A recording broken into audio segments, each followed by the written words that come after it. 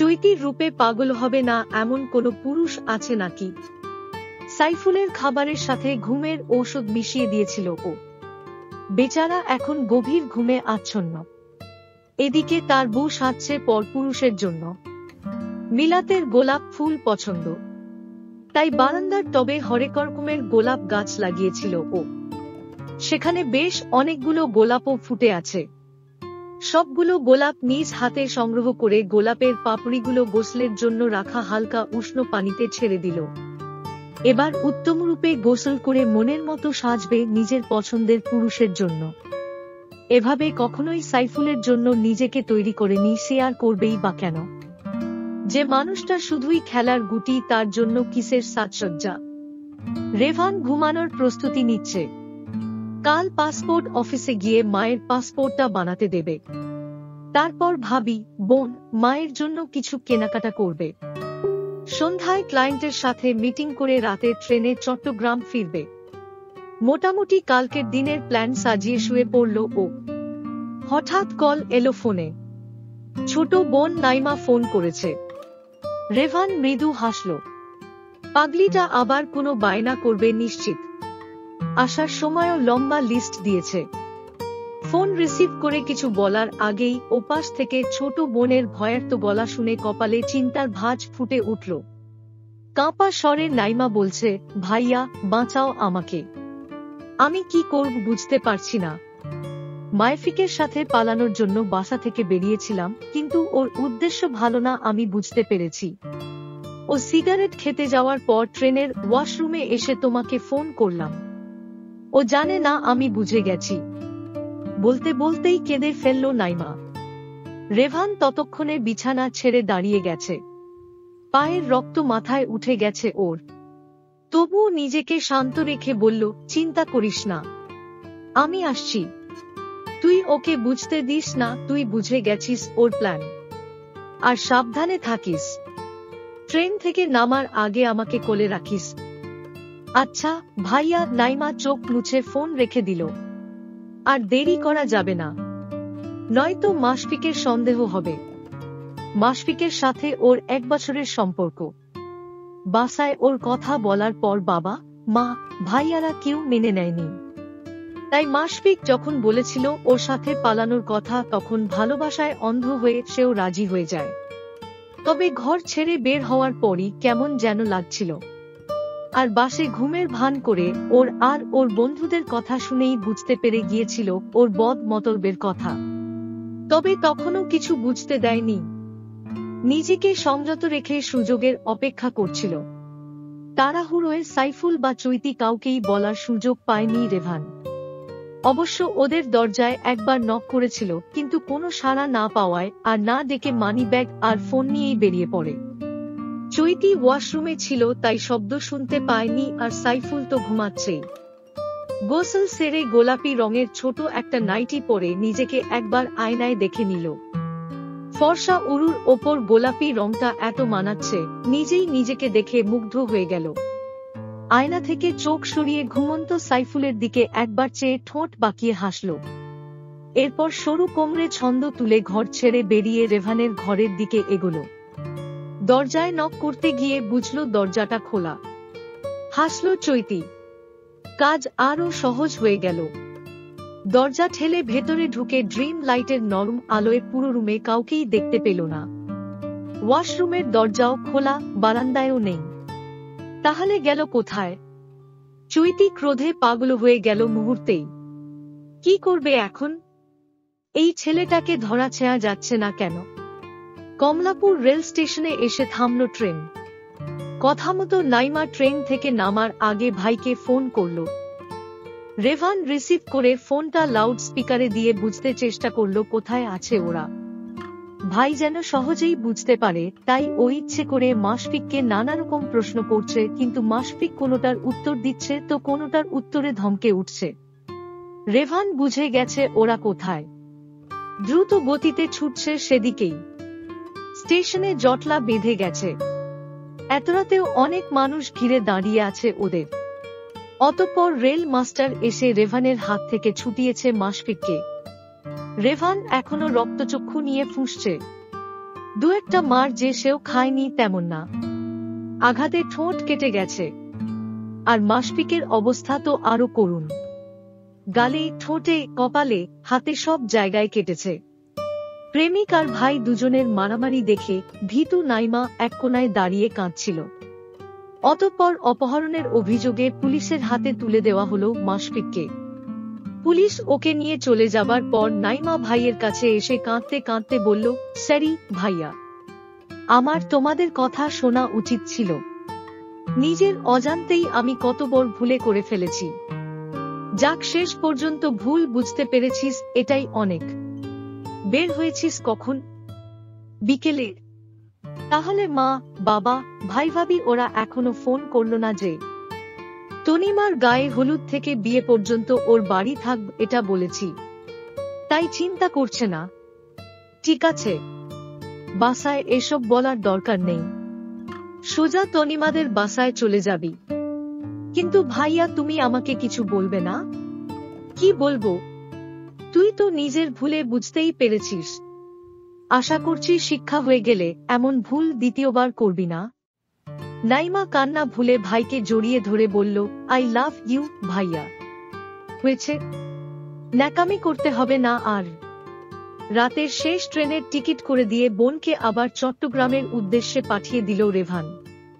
তারপর আবার সাইফুলদের বাসার পথ ধরল। ঘণ্টাখানেক রেভানের জন্য অপেক্ষা করেও যখন রেভান এলো না, তখন রাগে নিজের ঘরে এসে শাওয়ারের নিচে দাঁড়িয়ে নিজেই নিজের চুল টানতে লাগলো চৈতি। এভাবে কতক্ষণ ভিজেছে ওর মনে নেই। ঠান্ডায় যখন শরীর কেঁপে উঠল, তখন শাওয়ার অফ করে কোনরকম বাথরোব জড়িয়ে সাইফুলের পাশে গিয়ে শুয়ে পড়ল। রেভান যখন সাইফুলদের বাসায় পৌঁছালো তখন মধ্যরাত। ভাগ্যিস দরজার চাবিটা নিয়ে বেরিয়েছিল, না হলে এখন কে খুলতো দরজা? ঘরে ঢুকে সোজা নিজের রুমে এসে শুয়ে পড়ল ও। সাইফুলের পাশে শুয়ে আধো ঘুমে রেভানের আসার শব্দটা শুনল চৈতি। শরীরটা ক্রমশ গরম হয়ে উঠছে, চোখের কোণায় অবজ্ঞার জল। জীবনেও কোনো পুরুষ ওকে অবজ্ঞা করেনি, যাকে চেয়েছে তাকেই পেয়েছে। পুরুষেরা নিজেই ওকে ধরা দিত, ওর কসরত করতে হয়নি। কিন্তু এই পুরুষটি যেন ওকে দেখেও দেখছে না। রেভান সকালে ঘুম ভাঙার পর রুম থেকে বেরিয়েই দেখল ডাইনিং টেবিলে বসে চা খাচ্ছে সাইফুল। ওকে দেখেই সহাসে বলল, কি রে বন্ধু, আয় বস। তোর ভাবি তো আজকে অসুস্থ, আজকে নাস্তা আমি বানিয়েছি। রেভান এসে পাশের চেয়ারে বসে বসে বলল, কি হয়েছে ভাবির? কাল রাতে ঠান্ডা পানি দিয়ে গোসল করেছে, তাই এই অবস্থা। কত বলি নিজের শরীরের যত্ন নাও, কিন্তু শোনে না আমার কথা। ঔষধ খেয়েছে? হ্যাঁ, নাস্তা করিয়ে ঔষধ খাইয়ে দিয়েছি, এখন আবার ঘুমাচ্ছে। তুইও নাস্তা খেয়ে নে, আমি আবার অফিসে যাব। রেভান মাথা নাড়ল। একবার ভাবল কাল রাতের ঘটনাটা বলবে, কিন্তু পরে মনে করল এসব কথা এত ছড়ানো উচিত হবে না। বোনের ভবিষ্যতের প্রশ্ন।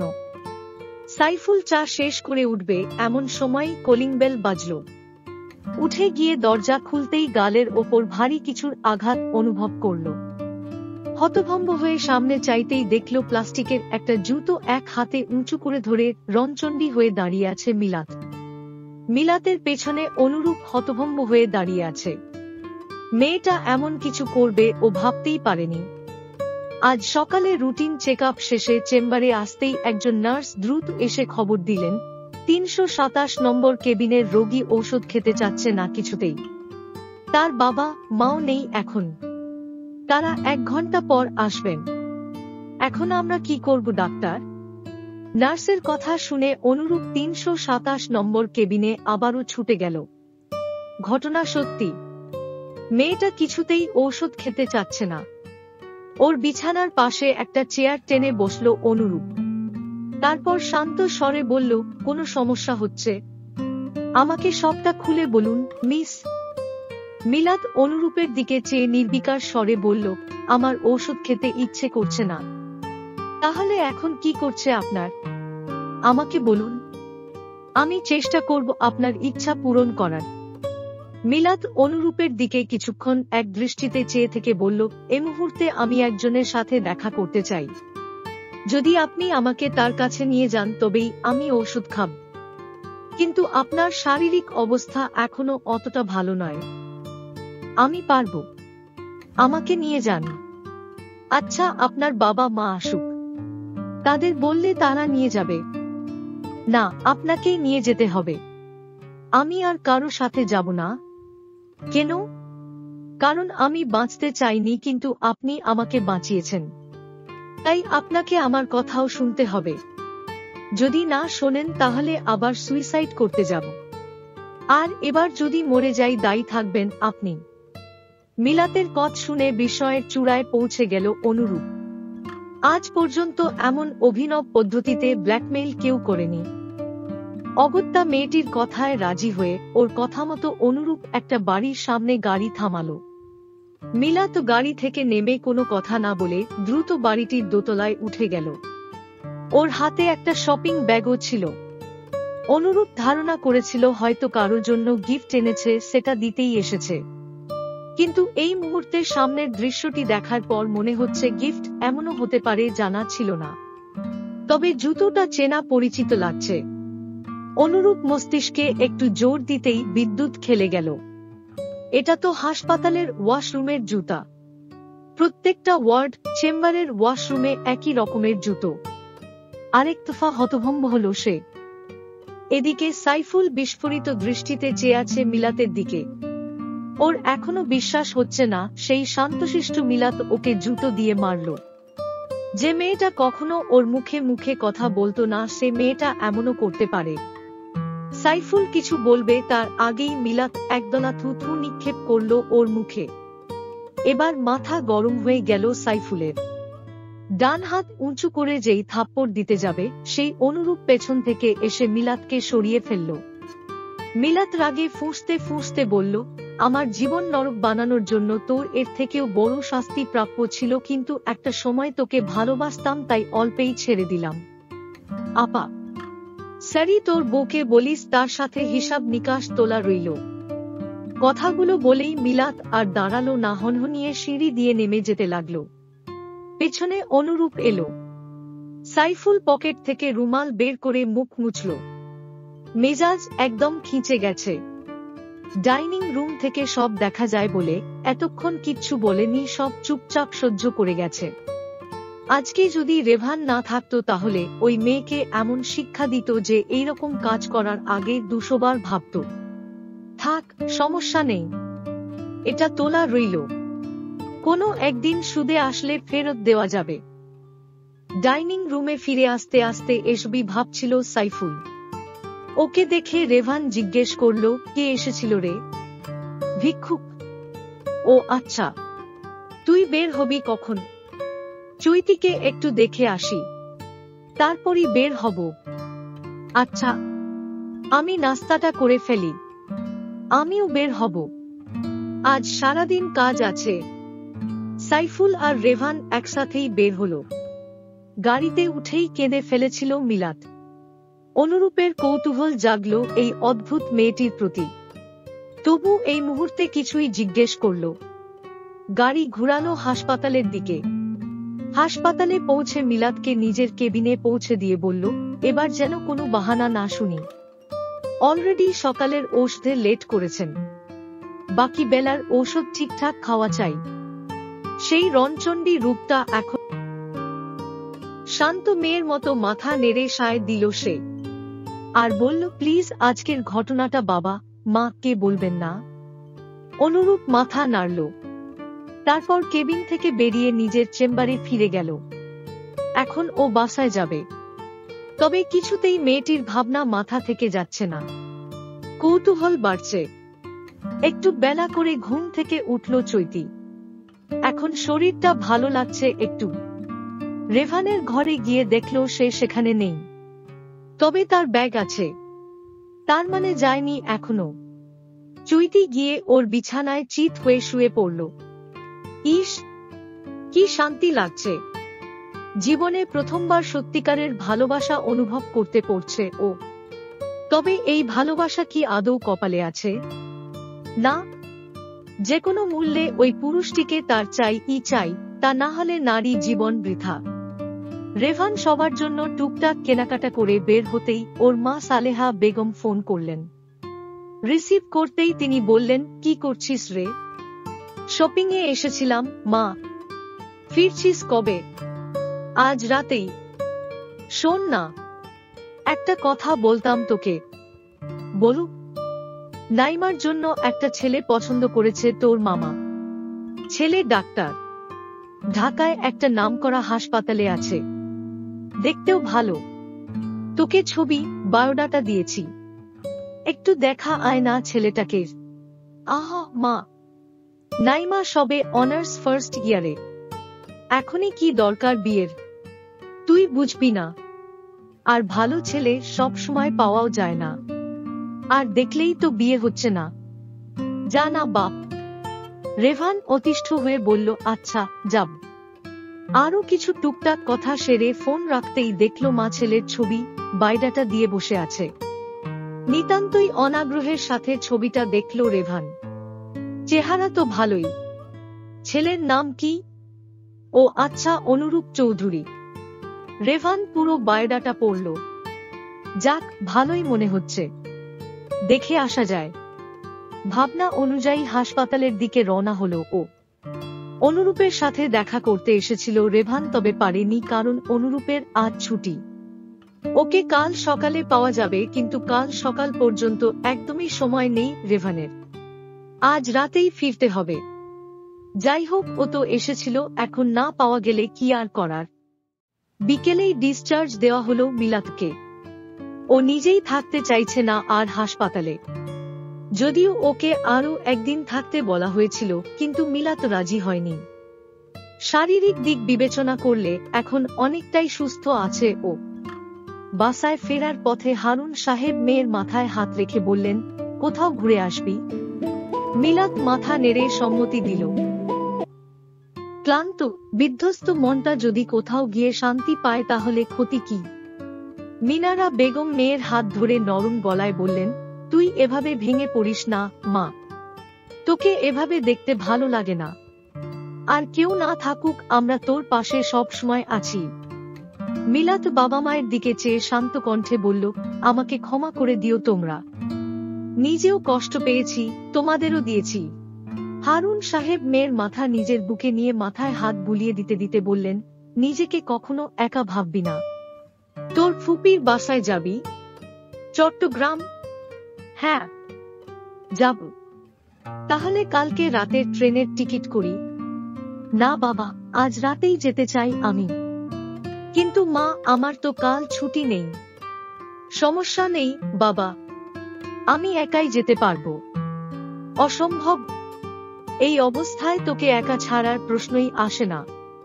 আমার কিছু হবে না বাবা, আমি ঠিক আছি। একটা দিন অপেক্ষা করলে কি হয়?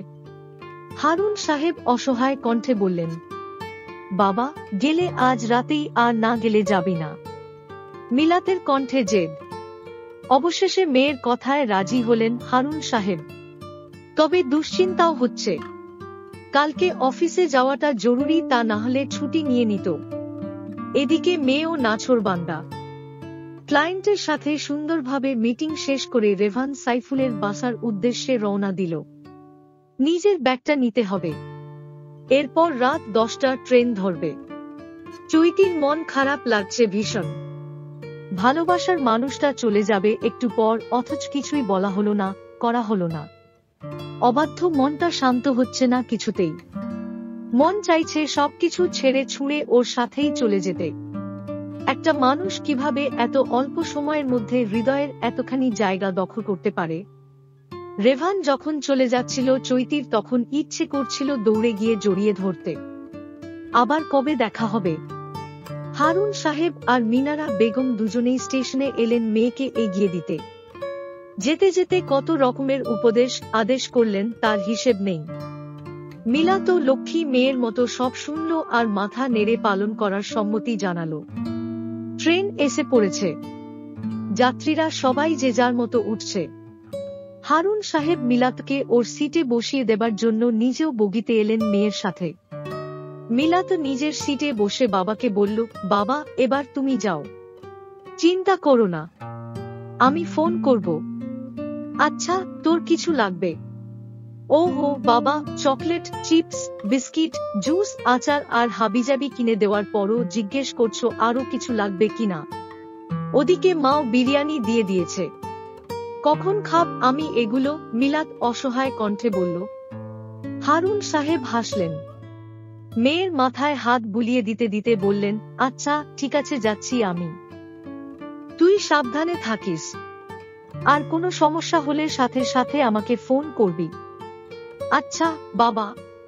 Excuse me. বাবা মেয়ের কথার মাঝেই কেউ পেছন থেকে বলে উঠল কথাটা। হারুন সাহেব ঘুরে মানুষটিকে দেখেই খুশি হয়ে গেলেন। হাস্যোজ্জ্বল কণ্ঠে বললেন, আরে বাবা, তুমি? রেভানও চিনতে পারল, বলল, হ্যাঁ আঙ্কেল, আমি চট্টগ্রাম থাকি, এখানে এসেছিলাম কিছু কাজে। আরে বাহ, তাহলে তো ভালোই, তুমি সেদিন আমাদের যা উপকার করলে সারা জীবন কৃতজ্ঞ থাকব। আঙ্কেল এভাবে বলবেন না, ওটা আমার দায়িত্ব ছিল। এখন আপনার মেয়ে কেমন আছে? হারুন সাহেব মিলাতের দিকে উদ্দেশ্য করে বললেন, এই যে আমার মেয়ে। রেভান এতক্ষণে খেয়াল করল মিলাতকে, আর মিলাত সেই শুরু থেকেই বাবা আর এই আগন্তুক লোকটার কথা শুনছিল। হারুন সাহেব রেভানের হাত ধরে বললেন, বাবা সেদিনের মতো আজও একটা উপকার করবে? জি আঙ্কেল, বলুন। মেয়েটার খেয়াল রেখো, ছুটি না পাওয়ার কারণে ওর সাথে যেতে পারছি না, ওর মা আর আমি দুজনেই বেশ চিন্তিত। আচ্ছা আঙ্কেল, আপনি চিন্তা করবেন না, আমি আছি। ধন্যবাদ বাবা। হারুন সাহেব কিছুটা স্বস্তি পেলেন। মেয়েকে আরেক দফা বিদায় দিয়ে তিনি নেমে গেলেন ট্রেন থেকে। কিছুতেই ঘুম আসছে না অনুরূপের, এরকমটা আগে কখনোই হয়নি। বারবারই কেবল ওই মেয়েটার কথাই মনে আসছে। মেয়েটা ঠিকমতো ঔষধ খেয়েছে তো? ধুর, এসব চিন্তা ও কেন করছে? মনকে নানা রকম প্রবোধ দিয়েও লাভ হলো না। নিজের অজান্তেই হাসপাতালে দায়িত্বরত একজন নার্সকে ফোন করল অনুরূপ। প্রথম সৌজন্যমূলক আলাপ সেরে পরে বলল, ৩২৭ নম্বর রুমের রোগীর কি অবস্থা? আর কোনো সমস্যা হয়েছে পরে? স্যার, বিকেলে ওনারা ডিসচার্জ নিয়েছে, তবে আগ পর্যন্ত সব ঠিকই ছিল। অনুরূপ অবাক হল, ডিসচার্জ নিয়েছে? ওর না আরো একদিন থাকার কথা ছিল, তাহলে হঠাৎ ডিসচার্জ নিল কেন? ট্রেন ছেড়ে দিয়েছে। মিলাত আপনমনে তাকিয়ে আছে জানালার বাইরে। কখন যে লম্বা ঘন চুলের ভারী খোঁপাটা খুলে গেছে টেরই পেল না। চলন্ত ট্রেনের খোলা জানালা দিয়ে আসা ঠান্ডা বাতাসে চুলগুলো উড়ছে। কেউ একজন সেদিকে তাকিয়ে আছে অনিমেষ। মস্তিষ্কে দ্বন্দ্ব চলছে, কি নামে ডাকবে এই রমণীকে, মায়াবতী নাকি কেশবতী? গল্পের নাম বিকেলের প্রণয়। এটা ছিল গল্পের দ্বিতীয় পর্ব। গল্পের লেখিকার নাম আরশি আয়াত। সম্পূর্ণ গল্পটি আপনারা পেয়ে যাবেন ভয়েস বাই স্নেহ ইউটিউব চ্যানেলে।